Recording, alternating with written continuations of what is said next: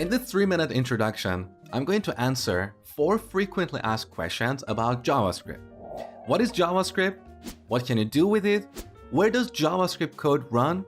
And what is the difference between JavaScript and ECMAScript? So let's start with the first question. What is JavaScript? JavaScript is one of the most popular and widely used programming languages in the world right now. It's growing faster than any other programming languages, and big companies like Netflix, Walmart, and PayPal build entire applications around JavaScript. And here's the average salary of a JavaScript developer in the United States. That is $72,000 a year. So it's a great opportunity to get a good job out of learning JavaScript. You can work as a front-end developer, or a back-end developer, or a full-stack developer who knows both the front-end and the back-end. Now the second question, what can you do with JavaScript?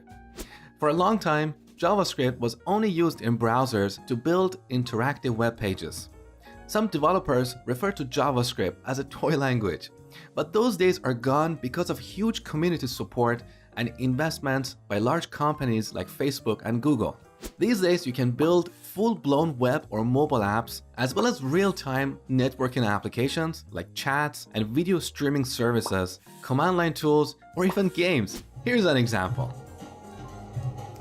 The third question, where does JavaScript code run?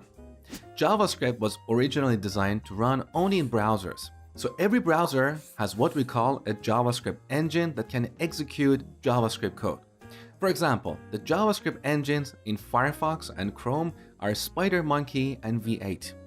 In 2009, a very clever engineer called Ryan Dahl took the open source JavaScript engine in Chrome and embedded it inside a C++ program. He called that program Node. So Node is a C++ program that includes Google's V8 JavaScript engine. Now with this, we can run JavaScript code outside of a browser. So we can pass our JavaScript code to Node for execution. And this means with JavaScript, we can build the backend for our web and mobile applications. So in a nutshell, JavaScript code can be run inside of a browser or in Node. Browsers and Node provide a runtime environment for our JavaScript code. And finally, the last question. What is the difference between JavaScript and ECMAScript? Well, ECMAScript is just a specification. JavaScript is a programming language that conforms to this specification. So we have this organization called ECMA, which is responsible for defining standards. They take care of this ECMAScript specification. The first version of ECMAScript was released in 1997. Then, starting from 2015, ECMA has been working on annual releases of a new specification.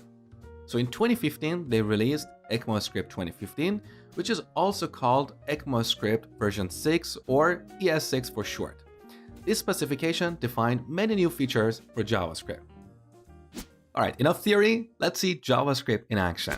So every browser has a JavaScript engine, and we can easily write JavaScript code here without any additional tools. Of course, this is not how we build real-world applications, but this is just for a quick demo. So open up Chrome, right-click on an empty area, and go to Inspect. Now this opens up Chrome Developer Tools. Here, select the Console tab. This is our JavaScript console, and we can write any valid JavaScript code here. So type this, console.log, put a single quote here, and then hello world. Another single quote to terminate, close the parentheses, and add a semicolon at the end.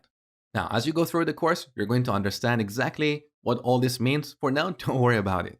So now press enter, and you can see the hello world message on the console. We can also write mathematical expressions here. For example, 2 plus 2, we get 4. Or we can do something like this. Alert, parentheses, single quote, yo. Enter, and here's an alert. In the next lecture, I'm going to talk about setting up your development environment for writing JavaScript code.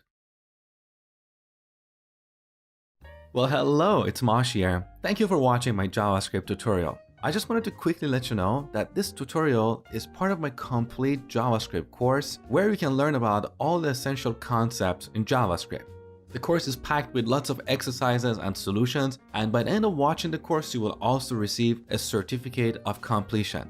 In case you're interested, you can find the link in the video description, and if not, that's perfectly fine. Continue watching as the next section is coming up.